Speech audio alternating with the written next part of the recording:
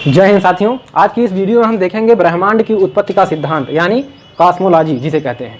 इसके पहले वीडियो में हमने क्या पढ़ा था, ब्रह्मांड क्या है, कैसे बना हुआ है, तारों का मरना क्या होता है। इसके अलावा मनुष्य और प्रकृति के बीच संबंध दर्शाने वाले कुछ सिद्धांतों के बारे में जो हमने पढ़ा था, उसका लिंक नीचे डिस्क्रिप्शन में है, वहाँ से जाकर जरूर देखें, काफ़ी इंपॉर्टेंट है आपके लिए। आज की इस वीडियो में ब्रह्मांड की उत्पत्ति का सिद्धांत पढ़ेंगे। हमारा मेन टारगेट साथियों सुपर टेट है, तो उसी को ध्यान में रखते हुए हम इतनी ही चीज़ें पढ़ेंगे जो हमारे लिए उपयोगी हो। फालतू की चीज़ें नहीं पढ़ना, हमको समय बर्बाद नहीं करना है। इसके अलावा ये साथियों आपका उत्तर प्रदेश पुलिस कोई भी शिक्षक भर्ती परीक्षा हो, उसमें आपका सामान्य रूप से उपयोगी है। सामान्य कोई भी प्रतियोगी परीक्षा हो, वहाँ पर आपका सामान्य रूप से पूछा जाता है। ठीक, तो देखते हैं साथियों। सर्वप्रथम टॉलमी एक वैज्ञानिक थे। इन्होंने सर्वप्रथम पृथ्वी केंद्रित संकल्पना दी थी। उन्हें बताया कि पृथ्वी साथियों केंद्र में है और जितने भी ग्रह उपग्रह हैं इसके चारों तरफ घूम रहे हैं। इसके बाद क्या हुआ साथियों कि एक कॉपरनिकस वैज्ञानिक थे। कॉपरनिकस पहली बार कॉपरनिकस ने क्या बताया साथियों कि इन्होंने बताया कि सूर्य केंद्र में है और पृथ्वी इसका चक्कर लगा रही है। टालमी ने इसके बारे में अध्ययन करना शुरू किया, तो उन्होंने बताया कि पृथ्वी केंद्र में है और अन्य चीज़ें इसकी चक्कर लगा रही हैं। लेकिन इसके बाद आए आपका एक वैज्ञानिक कॉपरनिकस। कौन साथियों? कॉपरनिकस आए। इन्होंने बताया कि सूर्य साथियों केंद्र में है और पृथ्वी इसका चक्कर लगा रही है, यानी कि इन्होंने सूर्य केंद्रित संकल्पना दी। ठीक, इसके बाद क्या हुआ साथियों, 1610 ईस्वी में 1610 ईस्वी में गैलीलियो ने टेलीस्कोप खोजा। अब आपका प्रश्न आ सकता है कि टेलीस्कोप का खोज किसने किया, तो गैलीलियो ने किया। कब किया? 1610 ईस्वी में। तो जब टेलीस्कोप का खोज हो गया तो इन्होंने साथियों ब्रह्मांड में टेलीस्कोप की मदद से देखना चालू किया।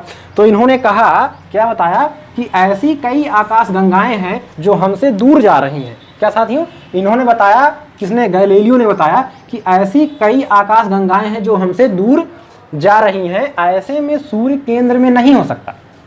जब सब आकाश गंगाएं यानी कि जो जहाँ पर ग्रह उपग्रह हैं, तारे हैं, ये आपका कहाँ पे हैं? ब्रह्मांड में हैं।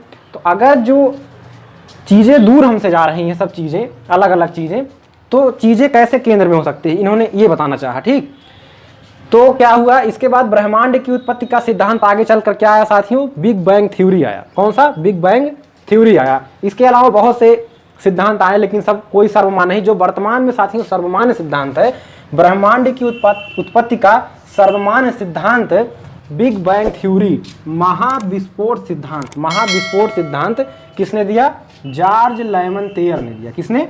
जॉर्ज लेमैत्रे ने दिया। तो ब्रह्मांड का जो वर्तमान समय में सर्वमान्य सिद्धांत है वो क्या है? कौन सा साथियों है कि ब्रह्मांड की उत्पत्ति का सिद्धांत कौन सा है? महाविस्फोटक सिद्धांत, बिग बैंग थ्योरी। किसने दिया? अगर क्वेश्चन आ जाता है परीक्षा में, महाविस्फोट सिद्धांत या बिग बैंग थ्योरी, या इसका एक और नाम है विस्तारित ब्रह्मांड परिकल्पना। क्या साथियों? विस्तारित ब्रह्मांड परिकल्पना। ये किसने दिया? जॉर्ज लेमैत्रे ने दिया। इन्होंने क्या कहा? इन्होंने भी अध्ययन किया और इन्होंने क्या कहा, आगे देखते हैं। इन्होंने कहा कि आज से लगभग 15 अरब वर्ष पूर्व, कितने वर्ष पूर्व साथियों? 15 अरब। आज से लगभग 15 अरब वर्ष पूर्व ब्रह्मांड का सारा द्रव्यमान एक गोले में केंद्रित था। यानी इन्होंने कहना चाहा कि जो ग्रह उपग्रह तारा जो कुछ भी ब्रह्मांड में साथियों है, ये क्या साथियों एक गोले में केंद्रित था। एक गोला था, सब इसी के अंदर था। ठीक, कालांतर में यानी कि समय बढ़ने के साथ साथ जब ताप व दाब बढ़ने लगे, वहाँ पर धीरे धीरे उसकी गोले के अंदर अन्य चीज़ें विकसित हुई होंगी, अन्य विकास हुआ होगा, क्रियाएँ हुई होंगी।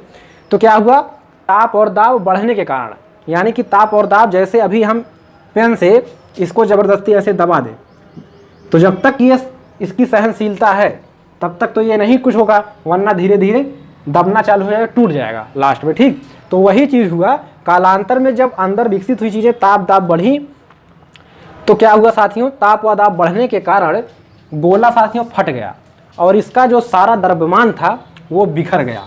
इसी बिखरे हुए द्रव्यमान से ही ग्रह उपग्रह इत्यादि जो वर्तमान में स्वरूप में अस्तित्व में है वो सब उत्पत्ति हुई उनकी। ठीक, तो इन्होंने बताया कि जो ब्रह्मांड का सारा द्रव्यमान है एक गोले में केंद्रित था, कालांतर में ताप दाब बढ़ा तो उस साथियों गोला फट गया और उससे जो छोटे छोटे टुकड़े हुए इधर उधर बिखरे, वो क्या हुआ साथियों, उन्हीं से ग्रह उपग्रह इत्यादि का जो है अस्तित्व चालू हुआ साथियों।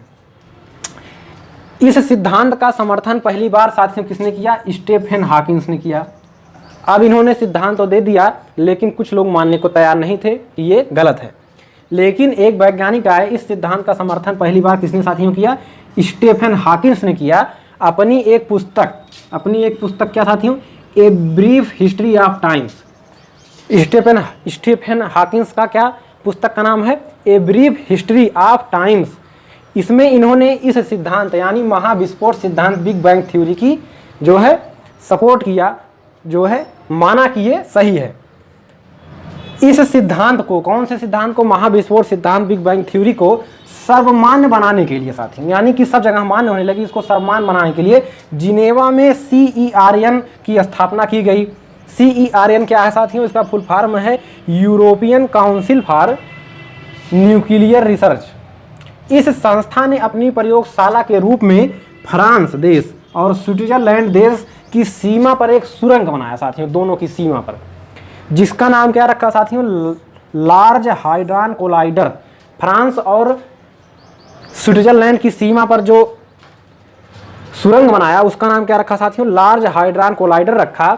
इस संस्था ने साबित कर दिया कि ब्रह्मांड की उत्पत्ति एक ही कण से हुई है, जिसका नाम हिग्स बोसान है। क्या, जिसका नाम हिग्स बोसान यानी कि गॉड पार्टिकल रखा। जो साथियों गोला है, इन्होंने बता दिया कि जो ब्रह्मांड की उत्पत्ति हुई है वो एक ही कण से हुई है, और उस कण का क्या नाम रखा साथियों इन्होंने, हिग्स बोसान, यानी कि अंग्रेजी में इसे गॉड पार्टिकल कहते हैं।